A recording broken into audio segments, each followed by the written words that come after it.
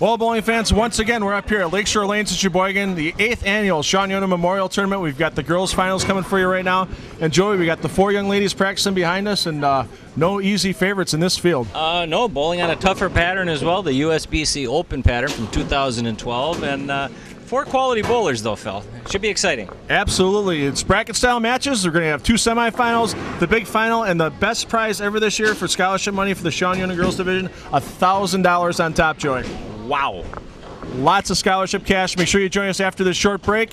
We'll just get started with the girls' action in just a couple of minutes.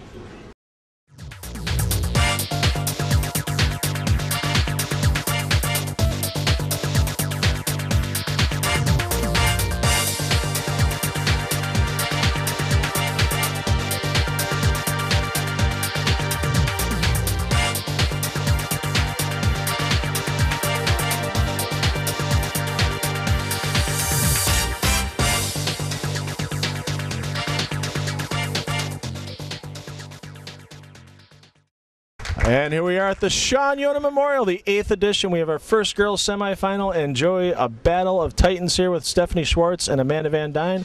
And Stephanie leading it off on lane 3. And a battle of youngsters. You know, Stephanie, 15 years of age, Amanda, 16. Some of our younger competitors today. Stephanie just coming off that second place finish in the state tournament, high school tournament, and starts out with a great strike. And I think we're going to see who can manage the pattern better. It's a USBC Open pattern, 2012 version, and they're bowling on a little bit higher friction surface than what's actually at the tournament. That being said, these girls have some hook on the outside boards of the lane from around first arrow to the gutter. And it's not your league free hook. I mean, if we see an errant shot left, it's going to go right through the face. Right.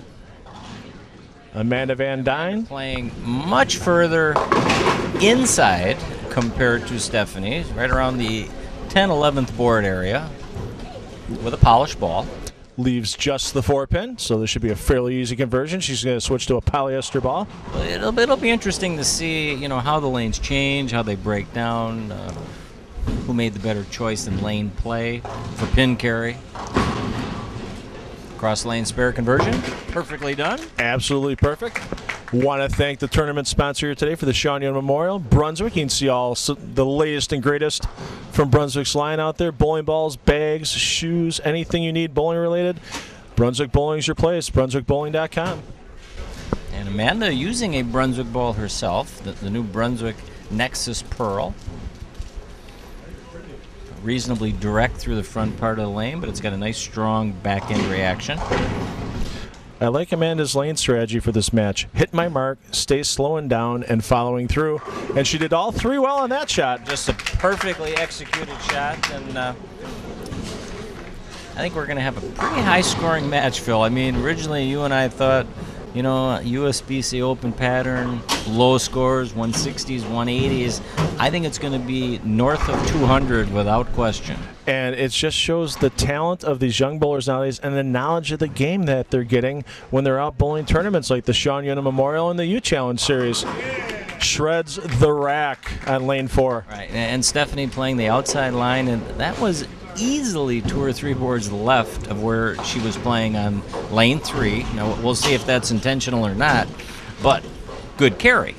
So she may have a nice little 5-board window out there, Phil. Not too bad at all. And I know sometimes talking to bowlers, even on tougher sport patterns, if they get the right look and the right matchup in their hands, they have 3, 4, 5 boards at the break point to get to and get the ball into the pocket. That's right up about first arrow and just crushes them. Yeah, she has I would say, the early good look on this pair, but again, if Amanda executes, who knows, right? Yeah, I mean, right now it's a 10-pin match if Amanda can double up here, but it's anybody's ball game as this goes on. And, you know, these girls were fighting it all day, trying to get junior gold spots. Amanda won her junior gold spot today, so she's going to Indianapolis in July of this year. See Amanda lining up with her left foot right around board 23. We'll see if she has any drift in her approach, and she ends up about board 23 on the slide, and again, that appeared to be just a little right of target, Phil, but that's that hang spot. Yeah, a little right, and if you get it just a little quick off your hand, the ball on a tough pattern, relatively flat, doesn't have time to turn over and get back into the pocket. And the 1, 2, 4, 10, about a 50% chance for a bowler of Amanda's ability, I think, in this situation. Did you look at any of the qualifying scores, if scores progressively went higher as the day progressed? Because I saw some of the girls 250, 260 the first game on the pattern. Yeah, and then for some of the other girls, it was a rough start early on. I know watching Morgan O'Brien in our next semifinal, when she started day today, she started at 155 or 165, I believe, but worked her way through, made a ball change, and finished out really, really strong on the day. So that early open is going to put Amanda Van Duyn down by about 32 pins right now. We had a big field for this tournament, I see. 114 total entrants. 74 boys, 40 on the girls' side. And with the great job that Keith Yonan and his helpers do with getting this tournament organized, I mean, a $1,000 first place scholarship award. Even the 16th place girl today received a $150 scholarship. That's pretty incredible for a $35 entry fee. And our hats off to the Yonan family and everybody involved in this tournament. It just seems to be growing every year. Absolutely. I mean, as we're taping this, the boys' finals is still going on the high end here at Lakeshore Lanes, and a lot of the score markers are down there. But as they make their way down, you'll see a lot of the volunteer staff that just takes a lot of their time for a couple of weekends to get this tournament going and get it off the ground. Let's see what board Stephanie is lining up, and she also uses her left foot to line up, and she's right around board 18. Targeting board. Yeah, see, that one hit about board 3 or 4 at the arrows, where first time on this lane she was around board 7. So again, this lane may be a little tighter, or she just didn't catch it at the bottom, but left herself a very makeable spare, the 2-8. Yeah, you should probably make a target move on this. You're probably not going to try to bring it in from the outside of the lane on a tough pattern like this. Well, she moved right with her feet. And that's the right way to do it. She's going to use that friction, and as you see, just enough. Yeah, a lot of oil in the middle, no doubt. Yeah, see, the reason she moved her feet right is then she gets her ball and target line more in the friction, and she's got a little more room for error to make that spare. Yeah, whereas if you play it from the left side of the lane, it's pretty tricky. And especially because that's where you're going to find the dead flat part of the pattern. The way it looks is between about 7th board and 7th board, the way this pattern plays. Looking to get back on the strike train in frame number 5. Throws a right over board 5, 6, and she's got a good look there, Phil. Throws a great shot. We're going to get into our first commercial break of the day, so join us again from Lakeshore Lanes in just a couple of minutes. And we're back from Lakeshore Lanes in Sheboygan. The 8th annual Sean Yonan Memorial Scratch Tournament, and Amanda Van Duyn looking to dig herself out of a big hole in frame number 5, Joey. Well, you know, she has 1 strike and 4 shots, and no real tap in there. So we'll see if it's just execution or if she's going to make a lane play move. And again, that was just a little short off the hand. And again, last time on this lane, she had that washout, so it's not as easy to get loose with your swing and trust it to the right when you know there's not a lot of room to the right. Exactly. When you leave a 1, 2, 4, 10, it's kind of real easy to grab it next time you're up on that same lane and just force it through the nose. No problem covering the spare, though, on that 6-10. Yep, she got that ball off her hand real nice. And, you know, when we talk about getting the ball off your hand, it's easy to get grabby when you're on a touchy shot or a tougher shot. And when you play in a house shot, it's easier to get the ball off your hand. It's easier to trust it. So Amanda down by 32 pins after 5 frames. Her opponent working on a strike. Amanda only working on that spare. And a couple of nice high game of 300 and a high series there for Amanda, 743. 43, and began bowling at age 3. That's just a 13-year veteran already, Phil. And needs to get a big break there. Just leaves a 9-pin, so it should be an easy spare for her. And we've seen a lot of Amanda on TV lately. We saw her at the high school state tournament. Her team finished in 2nd place in Division I, and the Top Gun tournament from Sherwood High School, 2nd place finisher there as well. And the last thing you know she wants today is another 2nd place finish. And a good cover to keep herself within 33 pins at this point in time. And part of the lane play advantage may go to Stephanie because she's more familiar either playing first arrow, or she's again just has more game in that she can play anywhere from, say, board 3 to 4th arrow, and because that's an aggressive stroke right there, and that's a good shot off her hand. In that she's not pointing it, she's not fitting it, she's coming through the ball aggressively, which is what you want to do.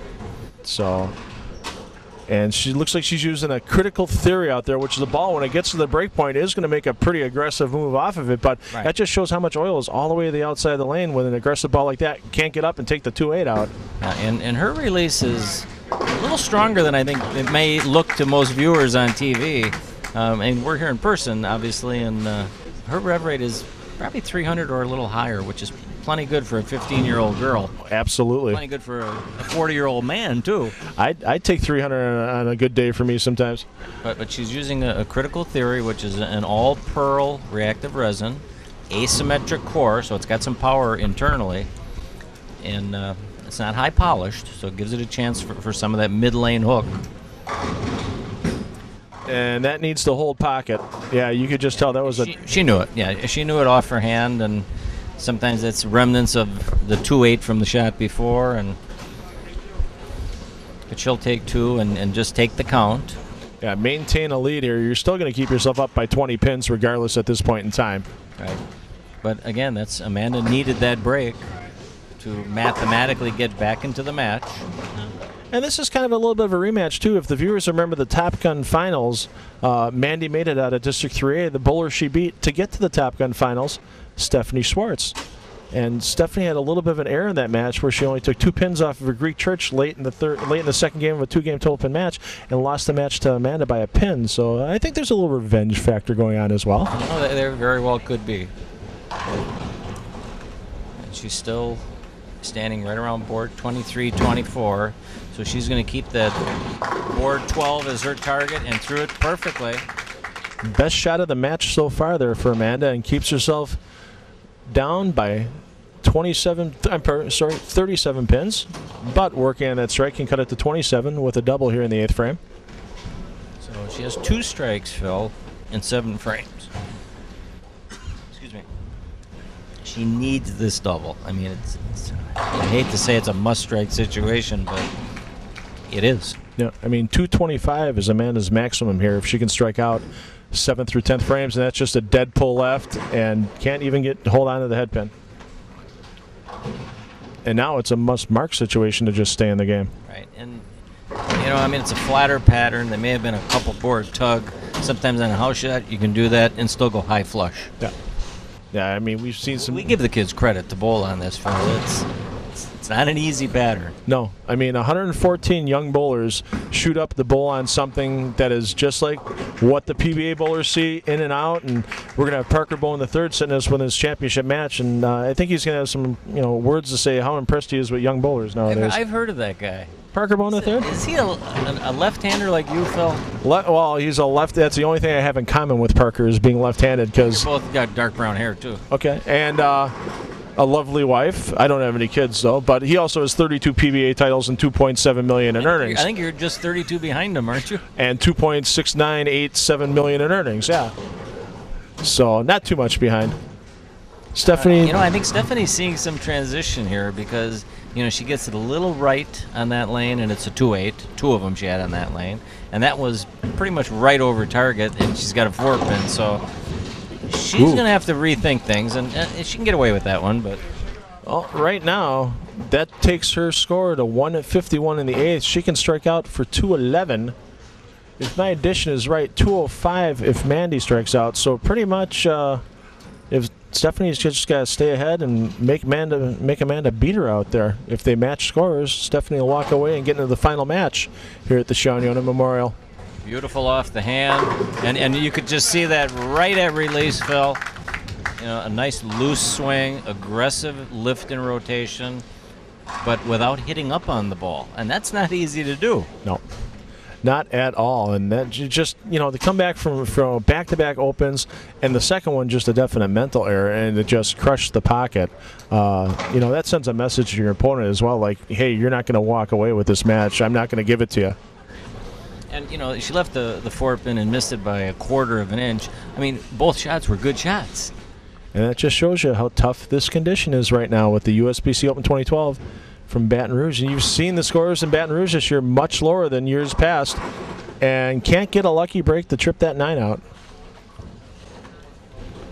Now, she's not in a comfortable place right now because, you know, the pattern's not quite open enough to where she has a free hook area to throw at, or let's say a friction area to throw at. She has to be pinpoint accurate, and the tendency is to either hit your target or just get a little pinchy squeezy and pull it left, and that's kind of what we're seeing. But again, a good day for her all in all. Not too shabby at all. I mean, no matter what happens here, I mean, Amanda's walking away with a junior gold spot. I mean, they gave away 7 total up here this year at the Yonan Memorial. 5 to the boys' side, 2 to the girls' side. The other was Jordan Newham was the other winner of a junior gold spot for the girls. So, and now the kids always not only go to try to bowl and do real well in the junior gold event, but is it held in Vegas again? It's in Indianapolis this year. Back in Indianapolis this year. Closer to home. Yeah, let's save the travel costs for a few of the local bowlers around here. And but these kids learn while they're down there. They see conditions they only see a few times a year, and it helps them to get ready for college. You know, both these young ladies want to bowl somewhere in college. Well, I'm sure there's colleges that want them as well. So Amanda's maximum score here, if she strikes out, is 194. And now 181 maximum score. So right now, if she spares this and strikes, it would force Stephanie to mark in the 10th frame. And it's amazing how close she could be to the final score, considering she hasn't really had a great look to the pocket.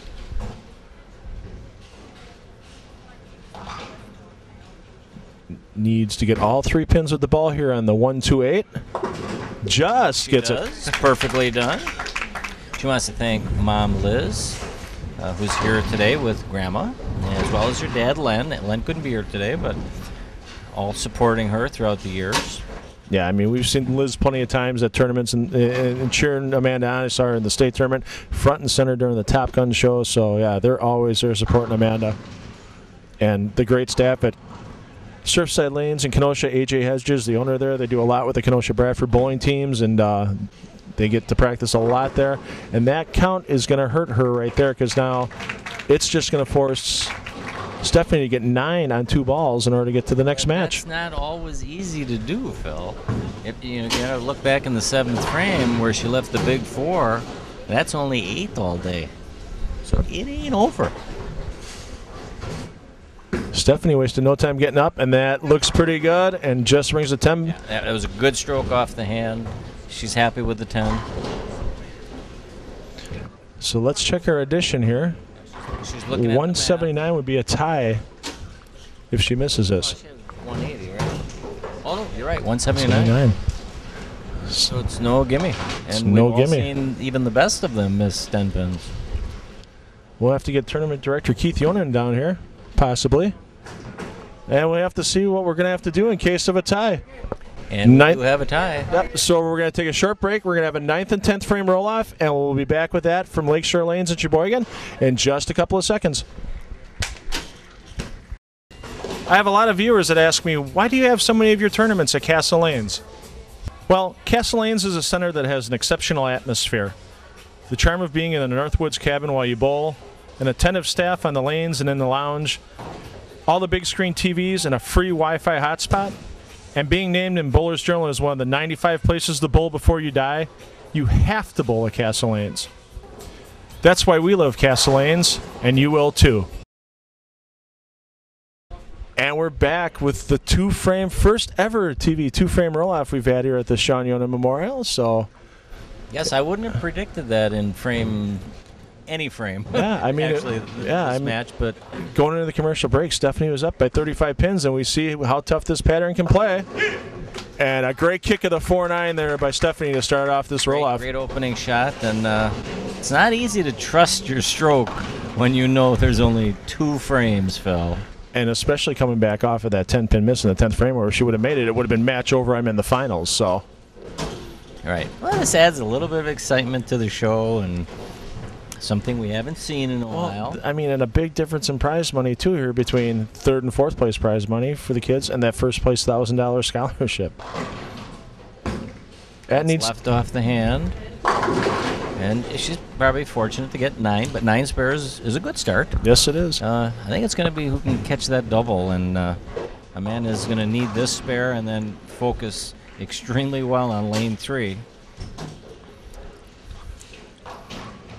So it just goes to show us anything can happen in the game of bowling when you're throwing a round ball at pretty much round objects. Sometimes it does see that the laws of physics don't apply, and yeah, and you kind of saw that at the release. Just unsure to trust it to the right, is lack of a better word. It's easy to do, Phil. I've been on patterns this tough, and I'm sure you have as well. And a tiny little error, and all of a sudden you miss it. I mean, last night I was privileged enough to come in and be a pro for the Yonan Pro-Am, which is a great fundraiser the night before this tournament.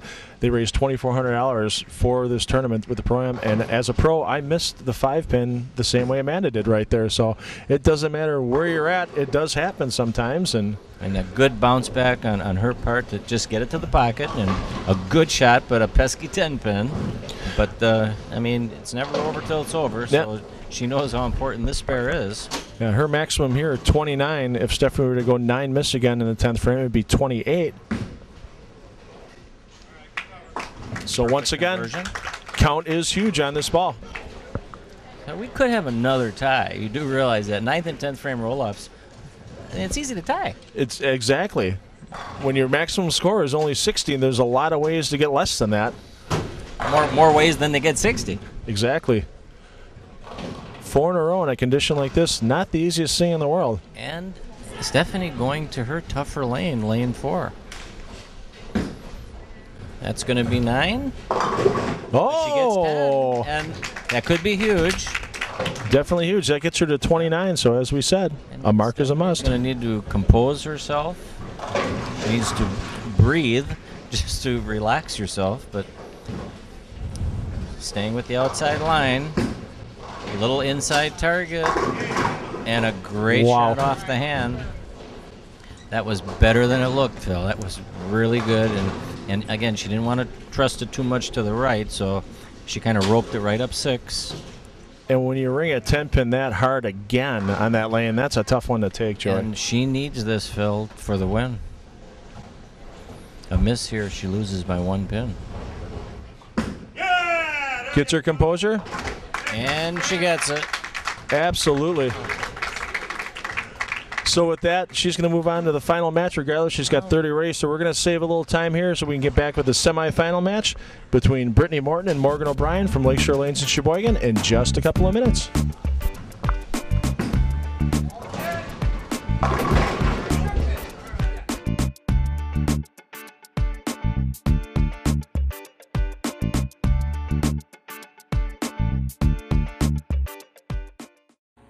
Barbiere's, a Milwaukee institution since 1963.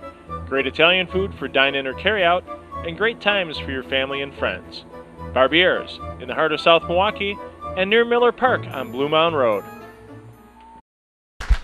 And we're back with the second semifinal here from Lakeshore Lanes in Sheboygan for the 8th annual Yonan Memorial Tournament.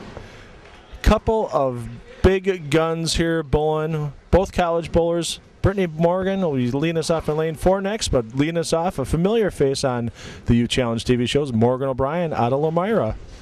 A battle of the Titans. Yeah. Morgan O'Brien, 19 years of age, attending Clark University. And a little, I don't know, maybe quick through the pattern with that bucket? Doesn't take much to leave a bucket on this, but still a good opening shot. You want to trust your first shot. You don't want to yank it. So we're going to see who can And they're both going to play similar lines. They're both outside, which is the place to be, since there's more friction outside. We'll see how the lanes break down, and basically who can manage lane 4, I think, is going to be the deciding factor in this match. Changes balls to shoot that bucket. No. And that was a bold move because she went from her reactive resin to a polished urethane film. So the slightest bit of miscalculation on her part, she's not going to get the back pin. And now a look at Brittney Morton here. Won a junior gold spot. Actually won this tournament in 2010 along with her junior gold spot. High game of 300, high series of 846. That is impressive, and we see why. Shot, yeah, and she's going to play a little bit left in that she's down like board 8. And we're going to pay attention to where she's starting on the approach, see if she's playing both lanes similarly or not. Because we know they're not perfectly matched up. Yeah, we've seen a little difference. Yeah, a little difference between the pair here in 3 and 4. And waiting for a ball to come back here. There we go. And using a Brunswick Ultimax polished reactive resin.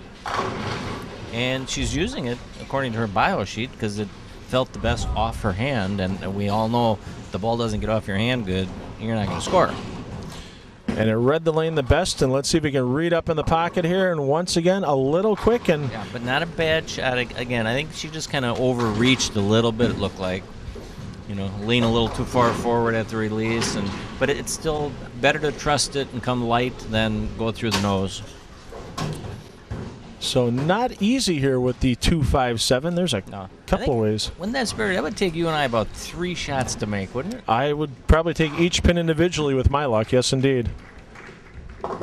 And that's when that 4 pin's missing. It's tough to get that 7 out of there. So an early opening for Morgan. Let's see if she can capitalize on it. Morgan's size game, 279. I'd be led to believe that 300's right around the corner for her, and a high set of 803. Yeah, well, yeah, both girls with 800s to their credit. And there's a lot of guys I know that don't have 800 to their credit that are established, even Hall of Famers. And there's her first opening strike on lane 4. So again, we'll see if she can handle lane 3, but 4, I think the tougher of the two lanes. Yeah, she was a little left of where Stephanie was in the last match playing out there for that ball. Looked like it was about 6th board at the break point down lane, and it was just enough where Stephanie was leaving 2/8 before. Yeah. Morgan had a chance to get it up to the pocket. Right, and the girls, you know, both these girls are a little more direct through the front part of the lane, whereas Stephanie was banking it slightly, let's call it, a little bit of a launch angle to the right, and then bringing it back. And great shot, and that's where the straighter is greater comes into play, Phil.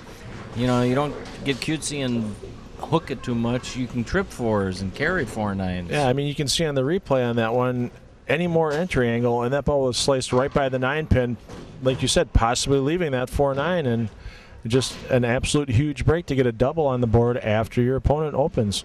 You know, and everybody likes to hook it a lot, but there's times you're better off, especially a tougher pattern, hooking it minimally with good execution. And there's a great shot off the hand and a great result. And again, she's got lane 4 figured out. So her little bugaboo right now, lane 3. We'll see if she can bounce back, get a double, and get herself right back into this match. These two have bowled against each other pretty often growing up. I mean, don't live too far away between Lomira for Morgan and St. Cloud for Brittney. So, you know, they've had a lot of battles, probably even in leagues outside of tournaments, that kind of thing. Yeah, and before the match, you know, they were kidding with each other and joking around and probably talking about boys and shopping. And, you know, they didn't seem to be overly concerned with the match at hand. So my suggestion to them is, girls, time to get your game faces on. And that 10 pin needed to get a game face on there, Joy, and just didn't get rattled out by the 6. And we've seen today 10 pins are no gimme. There's a lot of volume in the center of the lane. And, I mean, the girls are using spare balls, most of them. And when you miss a little right and there's a lot of volume in the middle of the lane, it's not recovering. So moves well to the left on the approach.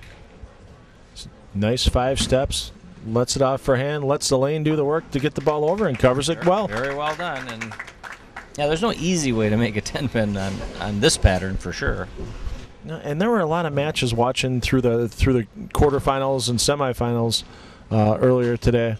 A lot of single pin spares that were missed that did make differences in these 2-game total pin matches the bowlers had before they made the TV show. And I don't think we'll see any big whiffs out of these 2 bowlers today.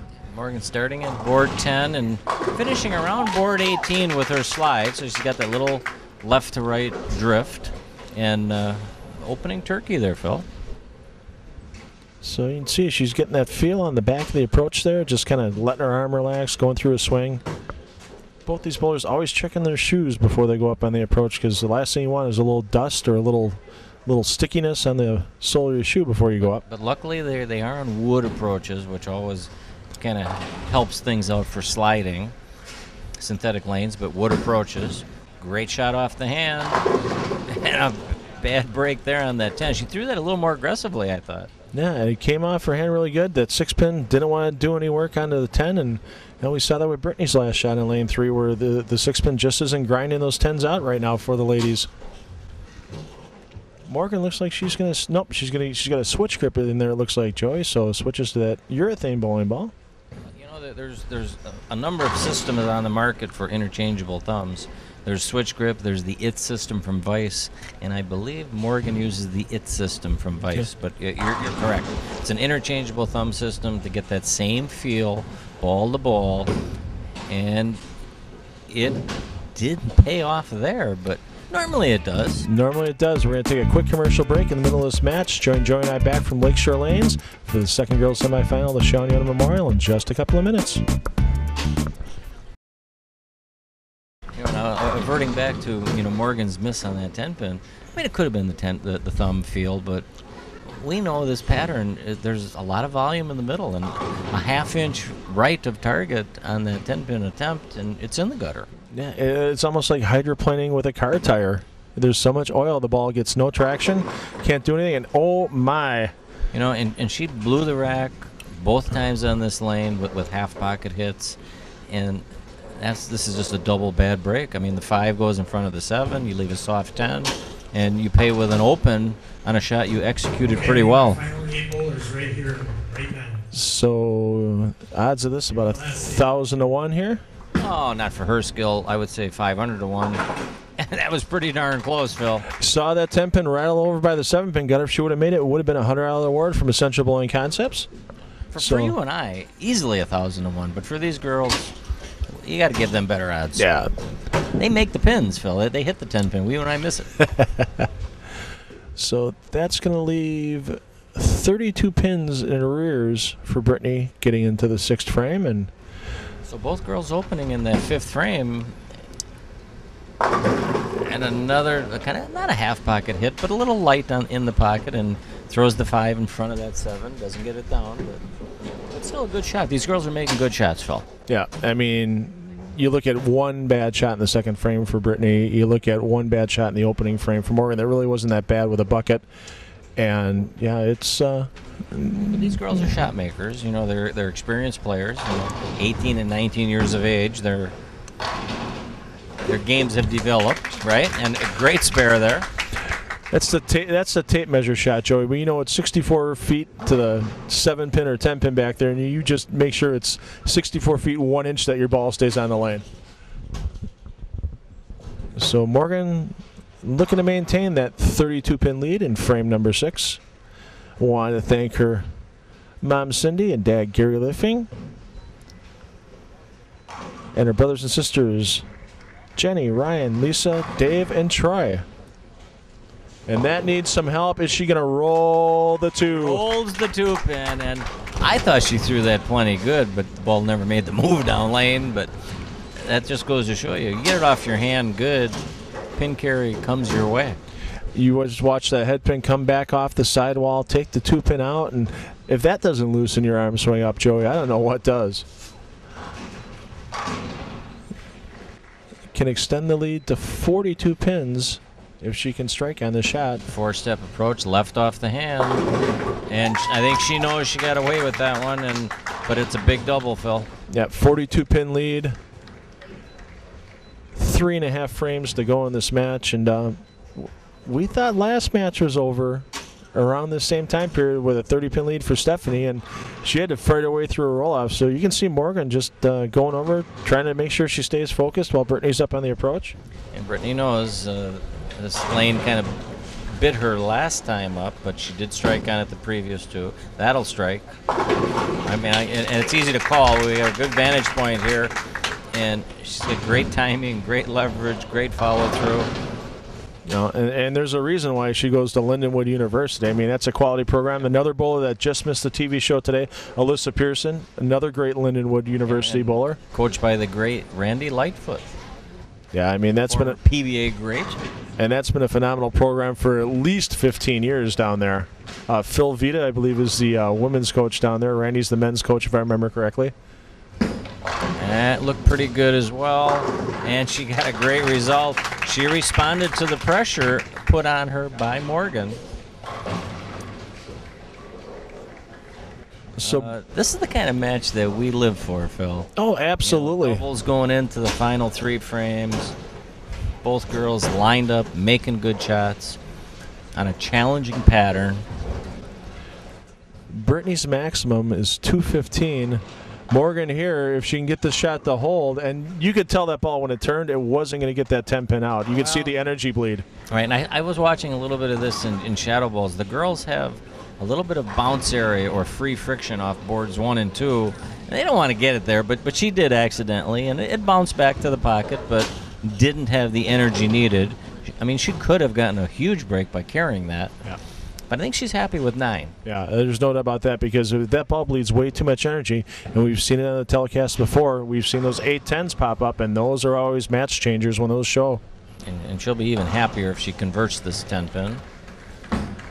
That's not going to make it, Phil, and that's back-to-back 10-pins that, I mean, she might be hitting what she wants to hit, but there's times we have to change our target on corner pins because the patterns are different. Yep, absolutely. And nobody realizes that. It's not just, you can't blame the ball or timing issues. Sometimes you're visually just looking at the wrong mark. Yeah. You look at the same thing over and over and over, and it's just all of a sudden it's tough to change when the lane pattern changes up on you. So we have a match that's probably within 10 pins, Phil. I'm not going to do the math because I don't want to embarrass myself, but that was good. That was a great shot off her hand, and that was one that she didn't pull left. She actually stroked it really strong and got it a little right, and caught the friction, but just a great shot. Yeah. Well. The foundation frame. And right now, Morgan's maximum, if she strikes on the 10th frame, is 224. Brittney's maximum is 215, but this is a must strike for Brittney, otherwise this match is pretty much done. Without a strike here, Brittney's in the 190s, and that's where Morgan's already at, even with an open. Phil. And yeah, she just didn't catch it. She got it over the target, but just didn't catch the good fingers. And you're right, it's pretty much over now. Yeah, it all kind of goes back to that pocket 7-10. Takes a little out of you. So, yeah, right now with a spare here and striking out on the 10th, 194 for Brittney. So, well, that would make Morgan we'd have that situation where 9 miss could be a problem. Yeah, it's closer than we think. Yeah. And that's why we always got the stats guy putting those statistics on the screen, the graphics for everybody, so they can follow the score. Don't want to rely on us. Yeah. We're here just to do the color and the play-by-play. And we leave the math to the graphics guy. So it would behoove Brittney to double. Yes. Put a little pressure on her opponent. Make her show up in the 10th. So her max score 194, like you said. And Morgan, I'm sure, doesn't want to leave a 10-pin if she knows she needs a mark. Exactly. Got the 5 into the 7 that time. Yeah, that ball got into a nice heavy roll. I mean, she's actually bowled a really good game, Phil. Pocket 7-10 in the 5th frame. I mean, the real game changer right there. And both girls using pearlized balls. And you wouldn't think pearls would be good on a heavier pattern, but with their speeds being a little softer ball speed, I think they need that to get the front lane push and then that back end motion off the pattern. That's a little left. Yeah, and I think she knew it. She kind of helped it just a little bit. So a spare here is 184. I mean, Morgan just stays behind the foul line, gets 9 missed, and she's got 193. So this one's... Right. I think Morgan can handle that, don't you? I think she'll have it in her. So we saw Morgan in the title match last year, losing to eventual champion Amanda Garavette.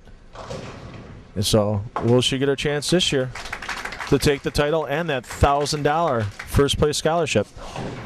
Yeah, and I'll tell you, our championship match, Phil, I mean, these girls are quality shot makers. I think we're going to see a number out there. Probably take 220 to win it, because the pattern is opening up a little bit as they bowl. Behind the foul line, right to the head pin, and there's your second semifinal winner with Morgan O'Brien. Yeah, and Morgan, I'm sure, happy and fortunate to survive this match, because could have gone either way. Could have gone either way. Since Morgan's the winner, we're going to save a little time here. We're going to come back with a championship match between Stephanie Schwartz and Morgan O'Brien, and we'll be back from that from Lakeshore Lanes in Sheboygan in just a couple of minutes, so make sure you stay tuned.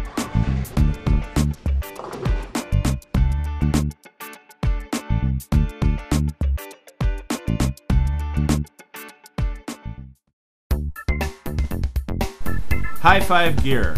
Custom bowling and sports apparel as unique as you are.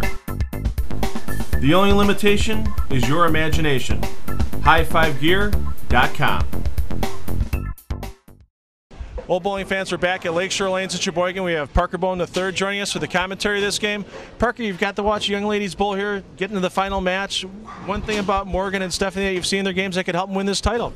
I'll tell you what, Stephanie obviously has some power behind her ball when it's going down a lane, but you know, I had an opportunity to bowl next to Morgan at the World Series of Bowling out in Las Vegas, so I think the experience that she gained out there for being out there a week against the greatest bowlers in the world, well, that could play into favor. She's not going to be afraid to throw it when it comes down to the nitty-gritty. Right, and Stephanie, only 15 years of age, but you're right, she has game. Yes. So, any early prognostications of who you think may come out on top? By watching the last game there, honestly, right now, if Morgan can pick a one-pin spare, I think that she's going to be the hard one to beat. But I'm not going to throw Stephanie totally under the bus yet, so I got to be a little reserved, let's say, until we see midway through the game. A great final match coming up from Lakeshore Lanes for you. Make sure you stay tuned after the short break, and we'll be back with the Sean Yonan Memorial Girls Finals.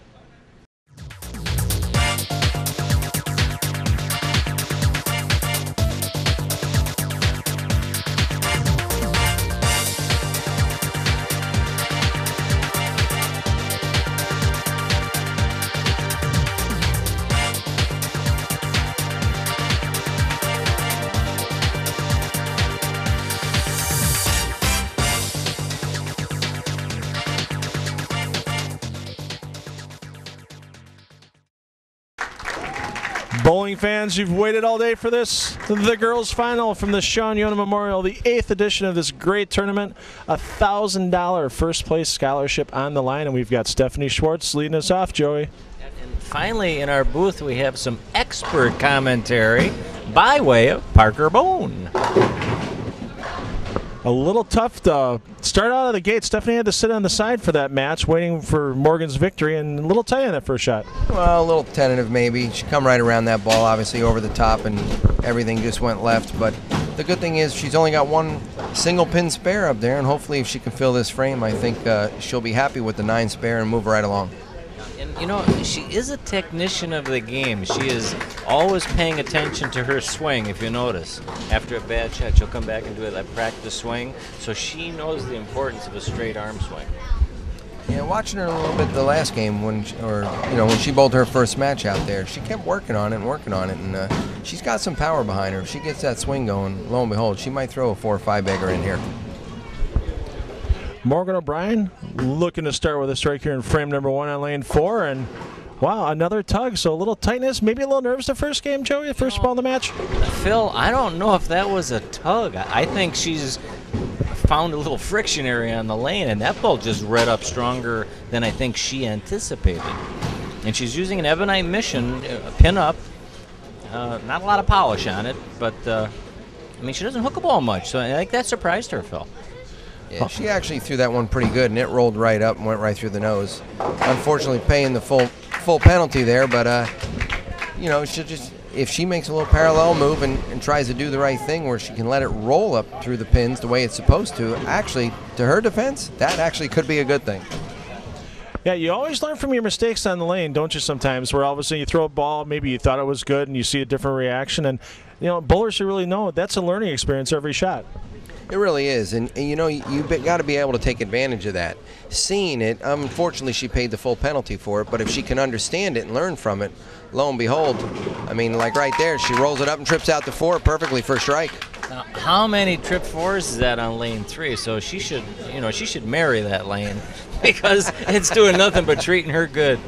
But again, lane 4, Phil and I both thought earlier seemed to be the touchier of the two, but I mean, things change, Parker, you know that. Oh my God, yeah, they're changing every single shot that these girls are rolling it down as we watch her ball go right through the nose again. So, the girls are going to have to make an adjustment, and if they make the right adjustment and lo and behold the right shot, obviously there's some score to be had out there. So, we get into this situation often where they have a good look and all of a sudden it's gone, and do they or should they make a move with feet and target, or should they shell down, which means basically going to a little tamer type ball? I think that they need to make a move with their feet and their target. If they move in parallel left a little bit, in the beginning when they were practicing, the ball seemed like it was scooting a little further down the lane than it wanted to. Now it's really picking up. So if they move 2-1 or 3-2 left, I think that for both girls, we're going to find out that they're going to hit the pocket pretty good or pretty solid for a couple of shots right in a row. And I would agree with that, and they'll still have that little miss room right. Oh, yes, absolutely. Speaking of. and good speed on her part as well to kind of hold that ball on line. We'll see who takes early charge of this game. Oh, yeah. Dead wood issue out there right now, and get that cleared on. But, well, as you can see right there, Stephanie moved a little bit left that time, and lo and behold, by her moving a little bit left, she's throwing the ball a little bit firmer than Morgan is, and it held true to form. I mean, look, the ball went right through the pocket and put all 10 pins in the pit, and, well, you're not going to throw it much better than that one. So watching these kids in action here, Parker, can you kind of remember back in the day when you bowled in tournaments like this, or didn't they have tournaments at all like in this caliber, when you were a youngster? You're really putting me on the spot. That was a long time ago now. Anytime. No, I did bowl some JBT tournaments, Junior Bowlers Tour events. That, by the way, believe it or not, Chuck Pisano Jr., who runs the JBTs on the East Coast, just had his 3,000th event just a couple of weeks ago. Which is absolutely incredible. But I bowled in some events like this and tried to go accordingly. And there's a lot of pressure when you get on there, when you get in that top 5, and especially now you're in that title match. And well, for some of these girls, maybe they haven't been in this situation many times before, and we're just going to have to see how it plays out here as the game progresses. And it is televised, but these girls handle the TV lights pretty well. They're more than well holding their own. Little bit of a weak 10 on that shot there. 6 just didn't get out of the gutter. Well, I mean, Joey, you look at back, we've probably done at least 8 or 9 shows of the U Challenge series that Morgan's been on TV with. Stephanie's been on at least 4 in the last season. So these girls are used to the lights under here. But when the money's on the line too, with the scholarship money, you get a little squeeze or a little tenseness here and there. I don't even think they're thinking about that now. In fact, they may not even think of it during the entire match. They're trying to take each frame one at a time. I think these girls know how to handle this situation. The girls really don't look nervous right now. They look like they're just going through, trying to figure out what they need to do. And I mean, when you look at the relaxed mode atmosphere of both of the ladies that are bowling right now, I think that they got their composure under control. It's just a matter of getting lined up to repeat a shot that allows them to read the lane. I think you hit the nail on the head. That they're relaxed, in their face you can see it. That they're smiling. You can't smile when you're nervous or afraid. It hurts to smile. Boy, oh boy, does it ever. Morgan down by 10 pins in frame number 4. Living that trip 4 on lane 3. She's engaged to that lane right now. So We may have to trademark that shot, the Morgan. When you trip a 4-pin like that may be a trademark. Now, Parker, when you've say you carried that many trip 6s on one lane, do you dare move on that lane and then ring a corner? I got to be honest with you, I'm going to move because I don't want to take a chance that the next shot's going to go high. And and leave a 6-8. Or, unfortunately, even worse, he could leave 4-6. So, yeah, she better make a small move because, you know what, eventually up is going to pop the devil. Just the 2-pin. Lucky to roll that 8 out of the back there. So with a spare here, she'll maintain a 9-pin lead over Morgan O'Brien. Just what we like to see, Joey. A nice tight match in these championship matches. Stays with her strike ball for that spare attempt. And, you know, with the volume of oil in the center of the lane, Phil, I think that's a good move for these girls as opposed to taking their spare ball out. Yeah, there's not a lot of traffic going across the middle of the lane, and that ball is very comfortable in her hand where she's not fishing around with it. You know, and I'm going to say in their own level, their environment, she feels really good with that ball in her hand. By golly, stay with it. That spare's in the middle of the lane. That was pretty off the hand and just a little short. No, but you know what? If you notice, she's being aggressive with it. By being aggressive, you're going through the nose out of play. And her last 3 shots have been pretty clean. They've been off of the nose, leaving a 1-pin spare. I'm liking her odds. So, do you think she can just wait for the shot to come to her and stay aggressive, or does she have to just ease down a little on that speed? I mean, you don't really want to do that. In fact, you don't want to do that and miss an easy spare. No, you can't miss an easy spare right there. That's giving pins away to the Wolves, and right now the Wolves happen to be one lady in mind, Morgan O'Brien. We're going to get to a quick commercial break here. We'll be back with the rest of this girls' final from Lakeshore Lane, Sheboygan in just a couple of minutes.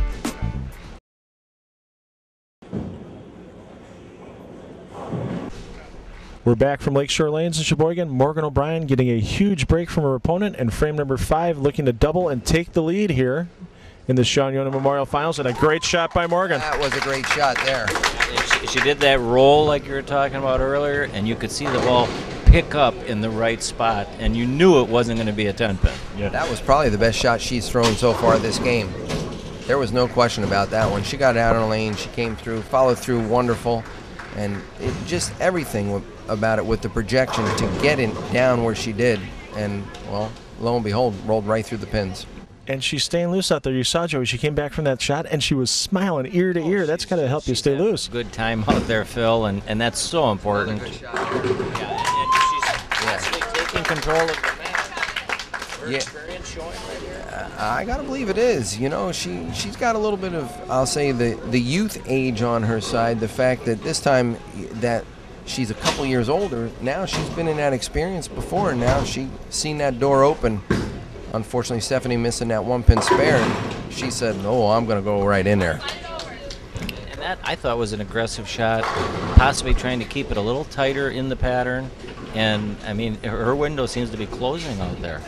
Stephanie needs to move definitely a 2-1 or 3-2 left. Where she's at right now, she gets it going up the lane. Her ball wants to hook a little bit too much. She's got a little bit more hand than Morgan.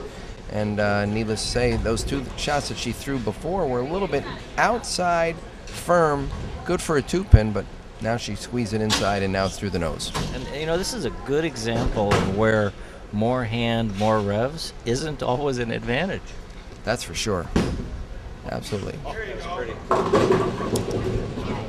Yeah, her ball's starting up too soon. And, you know, if she moved in just a little bit, you could watch the ball skid further through the front part of the lane and then pick up where it's supposed to. And right now, the girls are just flat out beating up that one portion of the lane there around 4-5 board there, just past the arrows. And, well, it's jumping on Stephanie much more so than Morgan. You know, and occasionally Phil and I in our telecast will mention they burned a hole in the pattern. This is the prime example of it, and we see it more from Stephanie than Morgan due to their different physical games. But when there's a defined friction area, that ball's going to hook. Oh, no question. It's going to hook for anybody. Well, not for Phil. Yeah, and looking for 4 in a row, and a lot of blockage there on the 7. Tell you what, that was actually a pretty good shot. Went down the lane. She's giving it a little bit of loft now, it seems, the last 3 or 4 shots she's thrown, and it's delaying the hook, getting it to the right part of the lane. So, fortunately, rip rack 7-pin. She only got 1 down there. Hopefully she can fill this up and move right along. She's switching balls. Now, she's missed a number of spares with this ball. Cross lane, polished urethane. She better hit her target. She better hit the pin. I don't know what she's targeting at, but she better hit that 1 pin. Fortunately, she did. And, if you notice, she didn't go cross lane. She moved to the left side of the approach, played it down what appeared to be near the third arrow on the left side. That's a PBA type move, in my opinion. Yeah, she did the smart thing there. She said, I'm not going to flutter with this oil that's in the middle of the lane right now. I'm just going to go straight at it up about the 25th board, and lo and behold, filled the frame. Actually, that's the way a lot of the tour players go at their 4-pin or their 7-pin. 33-pin lead for Morgan, getting into the 8th frame. Yep, she got it out on the lane again. Even though she left a half 10 that time, she definitely got it out of where the ball did not hook early on her at all. Very much like the shot she just left the 7-pin over here. So another good clean shot. And another thing I just noticed there, she left a soft 10, so it's not a great shot off the hand, but she's smiling. She's always smiling, so there's no pain involved when she gets tapped. Phil, you know what I'm saying? Oh, we've seen it often. You're upset. You get mad, you get angry. Yet she's smiling. Yeah. She's seen it often, and you see it often on a Morgan Ice telecast where it helps her stay relaxed and make good shots when she comes back off of something. It's really phenomenal. A lot of people at home need to remember that. She's not getting frustrated by a 1-pin spare at that point. She is totally happy. She controlled the pocket. She filled the frame. Great shot by Stephanie there, but she controlled the pocket, and she knows she's in control of what's going on, and she's not letting that tap rattle her. She's still keeping her composure, and there's a lot to be said for that. And I agree. Because that's going to affect her next shot because she's in a better frame of mind. There's less tension in the body, and yep. We've all been there. Yeah, we have, but that separates winners from losers. Honestly, I've bowled out on tour many enough years to realize that the guys that let those single pin taps get the best of them usually come up on the short end of the deal more times than not. That's 2 quality shots that finished near the 8-pin, Parker. That's a way to do it. Yeah, that ball went through the pins really well, both of those shots. But I think that she did parallel a little bit left. She got away from where her ball was hanging or hooking early before. And I'm going to assume Stephanie's going to catch that double in the 10th. So, Phil, do some quick math. Tell me what Morgan needs to get. Well, if Morgan goes strike in the 9th, spare in the 10th strike, it's 207. That'd be just enough to win because Stephanie's maximum is 205 right now. And another roll 2-pin. That is the break of the year for Morgan right now. Well, it wasn't a bad shot. It was a good shot that caught the break, and it's. But you're right. It's huge, especially 9th frame of the match. 9th frame, she got the pin count in her favor. By not getting just 9, she rolled it out for a strike, so now she's got the frame filler there, setting her up for the 10th. I'm thinking she's kind of golden. And a little worse of a break, she leaves a 2-7. That's not a gimme. And now again, her experience. Shot, yeah. Her experience showed. That's why she's Morgan O'Brien. She jumped all over that rolling 2-pin. And that is your winner of the 8th annual Sean Yonan Memorial Tournament. If she strikes out here, she'll have 227. She's going to take home that $1,000 scholarship. That's going to come in real handy for tuition at Clark University for her. No doubt about that. I think she's got some good ways to put that to good use. One of her favorite activities is shopping, Phil. Always on that bio sheet whenever we see Morgan is always shopping, and it's always high on the list, too. I've yet to see that on any boy's bio sheet. Yeah, well, she might have that shopping on her list, but I think it's going to be shopping for school subjects and school books. Yeah, no doubt. So, and shopping for her junior. Well, she has her junior gold spot already, so she'll be going to Indianapolis. And like as you mentioned earlier in the introduction, she's bowled in Las Vegas in the PBA World Series of Bowling. She's going to Indy. It's amazing the amount of travels these youth bowlers can have nowadays, just through bowling, and compared to a lot of other sports that are out there. I got to believe if you asked her the experience that she gained for being out there in Las Vegas for the week, that experience alone was worth its weight in gold in a year worth of bowling junior events throughout the country. And she won the spot in the PBA World Series of Bowling from the Teen Master Series. Gary Beck does a nice job with that. We always see the telecast for his finals on Extra Frame. And one of our Youth Challenge bowlers, A.J. Johnson, made the PBA telecast last year. Maybe we'll see him in the boys' finals coming up as well, too. And while we're rambling here, Stephanie just threw one of her best shots of the match. And our hearts go out for her because, she executed pretty well, got caught in transition, which isn't always our fault. Recognizing it quickly and adapting is our fault, obviously. She made a lot of good shots here, Phil. You know, she really did. But one thing for Stephanie, folks. Stephanie is 15 years old. She just finished second in a really big event right here. And I don't believe that we've seen the last of Stephanie Schwartz. She'll be back. She's going to be on more telecasts than we can even think of. Absolutely. Well, we're going to bring everybody back for the check presentation here shortly from Lakeshore Lanes, so make sure you stay tuned and join us for that in just a moment.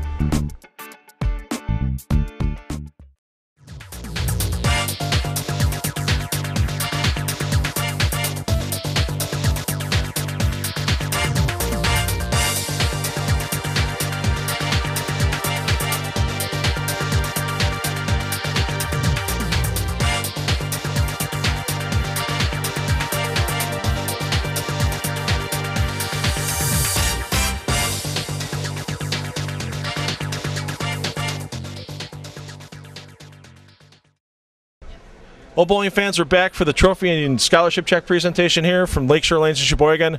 Parker Bohn holding the trophy for the runner-up.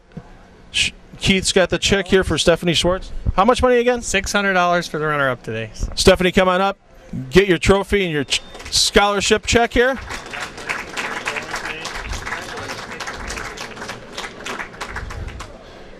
Just slide in for a quick second here. Got into the final match, and the lanes looked like they kind of changed up on you just a little bit. What moves did you make, and did you know, is there something else you'd look at it a little different now doing? I should have moved left a little bit more, a little earlier, but otherwise, I think I did good. 184 isn't that bad.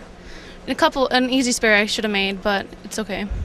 The run you've had the last month, regardless of anything else here, you are just bowling. You're probably the hottest bowler in Wisconsin right now. So congratulations on another nice showing.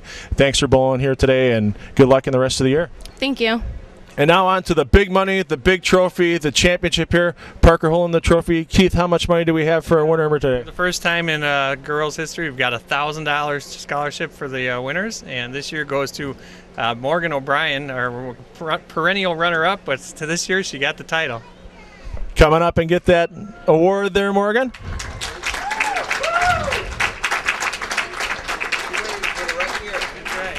Yeah, you did. Parker's right. You waited for the right here. $1,000 first place scholarship. You got to be in love with that 4-pin on lane 3 because you carried quite a few of those, and that was really the big breaks getting into the final match for you. Yeah. That's okay. I didn't mean to throw you a curveball there. You say to that. Yeah, I guess everyone make good shots, and then you get lucky a couple times, and it wins you matches. So. Yeah, but you still made the moves. I mean, it's easy. You could have left the 4-9 or something. You got to love this smile. No matter what, she's always smiling. We're always going to have that on there. But you made the right moves to keep up with the transition, and you come on top with a great title and going to Junior Gold in Indy as well in July, aren't you? Yep, I'll be there in July. Hopefully, do better than I did last year by improving every year. Thanks for bowling the Yonan Memorial again. We're going to be back with our next show, the boys finals, coming to you from Lakeshore Lanes for the 8th annual Yonan Memorial. So for Parker Bohn, Keith Yonan, our champion Morgan O'Brien, whose ponytail I just hit by accident, Joe Cerar, I'm Phil Brylow, and parents, take the kids bowling. They'll have fun for life. We'll see you on the next show.